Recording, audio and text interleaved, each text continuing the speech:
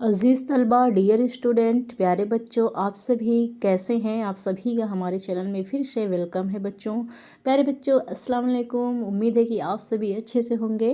प्यारे बच्चों, जैसे कि आप सभी को स्क्रीन पे दिखाई दे रहा है, ये है आपके मुख्तसर तरीन सवाल वो जवाबात। ठीक है, आप देख रहे हैं कि ये मुख्तसर तरीन सवालात वो जवाबात हैं, क्योंकि बच्चों आपको मैंने बोर्ड एग्ज़ाम में बताया था कि बोर्ड एग्ज़ाम में आपका जो सबसे फर्स्ट क्वेश्चन बनता है वो आपका ऑब्जेक्टिव क्वेश्चन बनता है। दूसरा जो आपका ये क्वेश्चन बनेगा, यानी कि हिस्सा दोम करके जो आपका ये क्वेश्चन आता है वो यही क्वेश्चन आता है, यानी कि आपको वेरी शॉर्ट करके इस सवालों का जवाब लिखना होता है।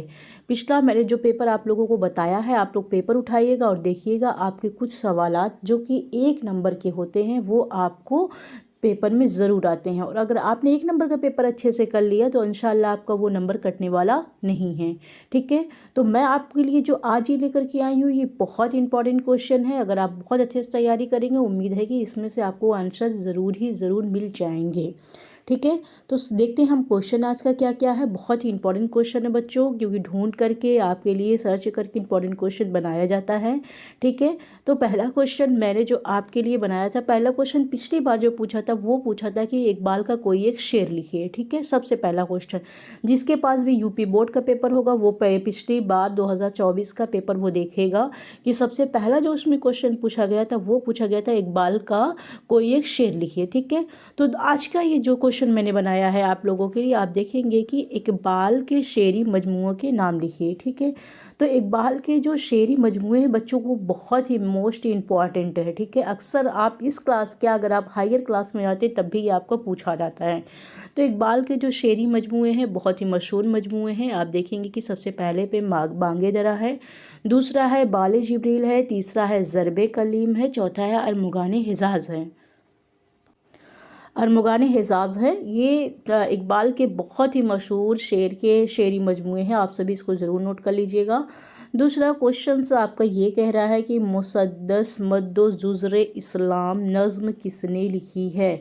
बहुत ही इम्पॉर्टेंट नज़्म है बच्चों और बहुत ही मशहूर नज़्म है ये, मुसद्दस मद्दो ज़ुज़्र इस्लाम। ठीक है, इस नज़्म का क्या नाम है, मुसद्दस है ये, मुसद्दस मद्दो ज़ुज़्र इस्लाम। नज़्म किसने लिखी है, तो आप इसका जवाब लिखेंगे कि ये नज़्म ख्वाजा अल्ताफ़ हुसैन हाली ने लिखी है। ये भी इकबाल की बहुत ही मशहूर नज़्म है बच्चों। ठीक है, नेक्स्ट क्वेश्चन, यानी क्वेश्चन नंबर 3 आपका क्या कह रहा है, क्वेश्चन नंबर 3 आपका कह रहा है मुतज़ात अल्फाज से आप क्या समझते हैं। ठीक है, बहुत गौर से आप देखिएगा क्वेश्चन क्या कह रहा है आपका। क्वेश्चन ये कह रहा है कि मुतज़ात अल्फाज से आप क्या समझते हैं। तो मुतज़ात अल्फाज, अब जवाब में देखते हैं हम क्या है। मुतज़ात अल्फाज से मुराद ऐसे अल्फाज से है जो एक दूसरे की ज़िद हों। ज़िद यानी कि एक दूसरे के विलोम, यानी कि एक दूसरे के अपोजिट हों।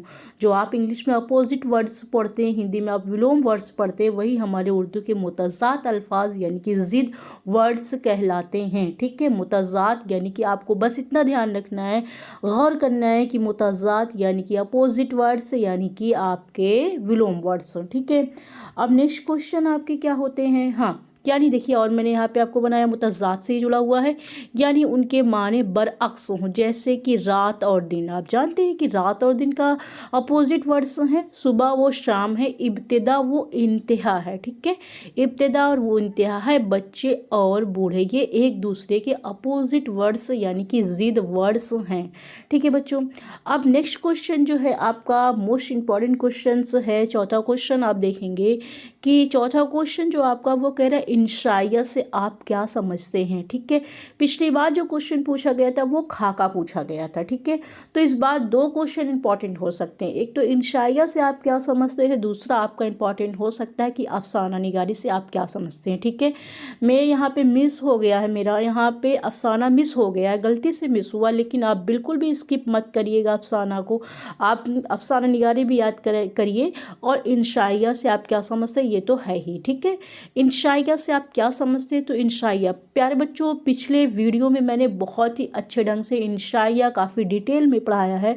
आप सभी मेरे प्रीवियस वीडियो में जाइए, जिसका लिंक मैंने अपने डिस्क्रिप्शन में और सारे वीडियो को डिस्क्रिप्शन में मैं दे देती हूँ, उस पर आप सर्च करिएगा, आपको प्लेलिस्ट मिलेगी। प्लेलिस्ट में आप पुराना डिटेल में पढ़िए इंशाइया क्या होता, बहुत अच्छे से मैंने समझाया, ठीक है।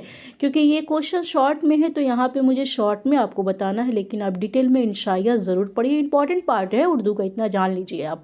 इंशाइया से आप क्या समझते हैं? तो इंशाइया से मुराद वही है जो अंग्रेज़ी लफ्ज़ एस्से से है, ठीक है। आप सभी एस्से पढ़ते हैं ना, तो एस्से में जो एस्से लिखा जाता है, जो निबंध लिखा जाता है, वही उर्दू का आपका इंशाइया कहलाता है, ठीक है।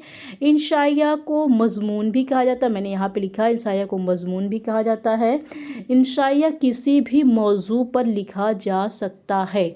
यहाँ पे आप देखेंगे कि इंशाइया किसी भी मौजू यानी किसी भी टॉपिक पर इंशाइया लिखा जा सकता है, क्योंकि जब भी आपको कॉलेज में एस्से दिया जाता है तो उसके टॉपिक कभी डिसाइडेड नहीं होते हैं, अलग अलग टॉपिक पे टीचर आपको एस्से लिखने को देते हैं। ठीक उसी तरीके से इंशाइया का कोई खास टॉपिक नहीं होता है, किसी भी मौजू पर इंशाइया लिखा जा सकता है, ठीक है।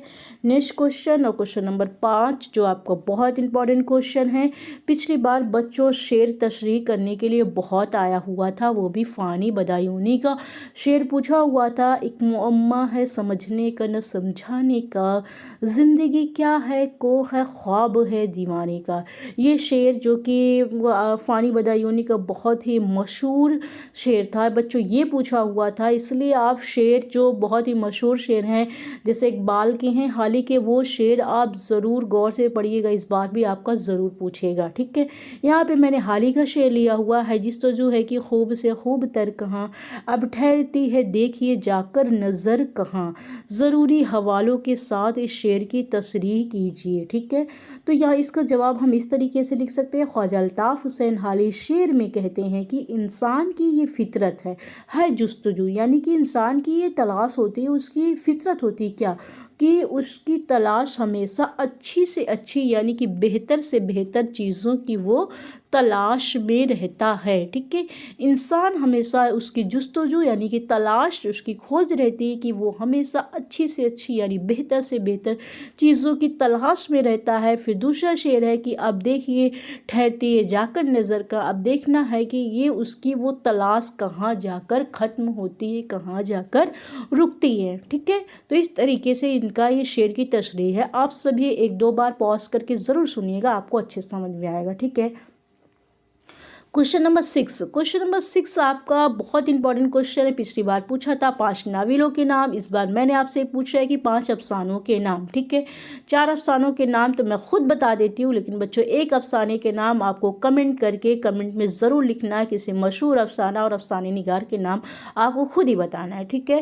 प्रेमचंद का अफसाना जो कि आपके सिलेबस का सारा मैंने आपके ही सिलेबस का लिया, क्लास 10th का ही लिया। प्रेमचंद का अफसाना इबरत जो कि बहुत मशहूर है। कृष्णचंद्र जी का अफसाना, यहाँ पे आप देखेंगे कि कृष्णचंद्र जी का अफसाना पूरे चांद की रात जो कि बहुत मशहूर है। फिर राजेंद्र सिंह बेदी का गरम कोट जो कि बहुत ही मशहूर है। सालेहा आबिद हुसैन का एक सवाल जो कि बहुत ही मशहूर अफसानों के नाम हैं। 5वां आप क्या है, आप मुझे कमेंट करके ज़रूर बताएंगे, ठीक है। क्योंकि बच्चों ये जो है सारे आपके ही सिलेबस के हैं और बहुत ही मोस्ट इम्पॉर्टेंट है, इसी में से आपको तशरीह करने को भी आता है। आप सभी ये भी गौर करिएगा, 10 नंबर के जो क्वेश्चन की तशरीह होती है वो आपकी बुक से ही आती है, ठीक है। क्वेश्चन नंबर 7 आपका क्या कह रहा है? क्वेश्चन नंबर 7 कह रहा है मुंशी प्रेमचंद जी कब और कहाँ पैदा हुए, ठीक है। तो आपका क्या जवाब है? आपका जवाब ये है कि 31 जुलाई 1880 को बनारस के करीब लम्ही नाम के गांव में मुंशी प्रेमचंद जी की डेट ऑफ बर्थ यानी कि इनकी पैदाइश हुई, ठीक है।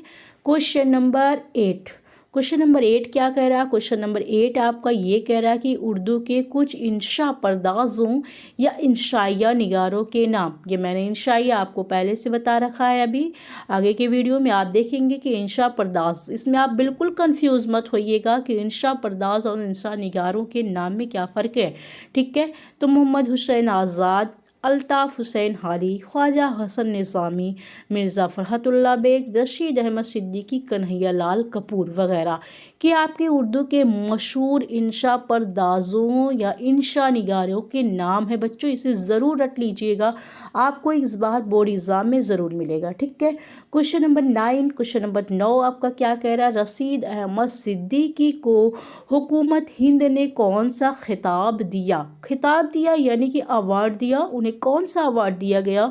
आपके उर्दू के बहुत सारे राइटर हैं, मुसन्निफ हैं जिन्हें अवार्ड से नवाजा गया। उस वक्त की गवर्नमेंट जो होती थी उन्हें उर्दू के अवार्ड से यानी कि साहित्य के अवार्ड से उन्हें नवाजा गया था। ठीक है, तो उन्हीं में शुमार है रशीद अहमद सिद्दीकी जी का, जिन्हें कौन सा खिताब दिया गया? तो आप यहाँ पे जवाब देंगे कि 1963 यानी कि 1963 में पद्म श्री और साहित्य अकादमी अवार्ड इन्हें दिया गया। किससे? रशीद अहमद सिद्दीकी जी को।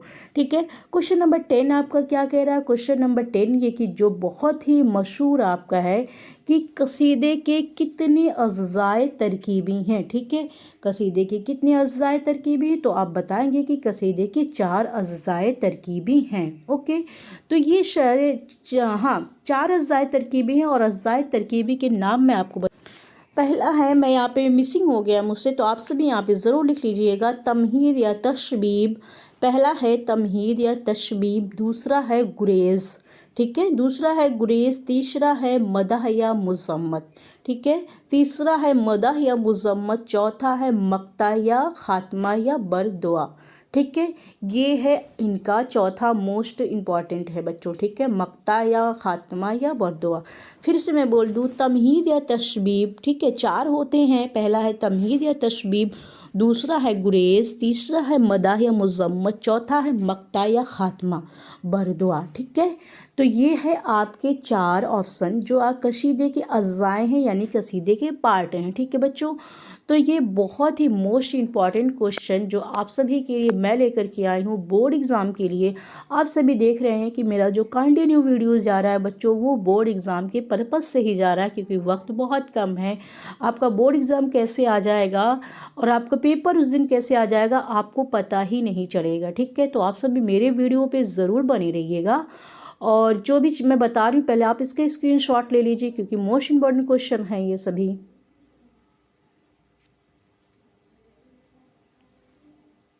इसका भी स्क्रीनशॉट ले लीजिए,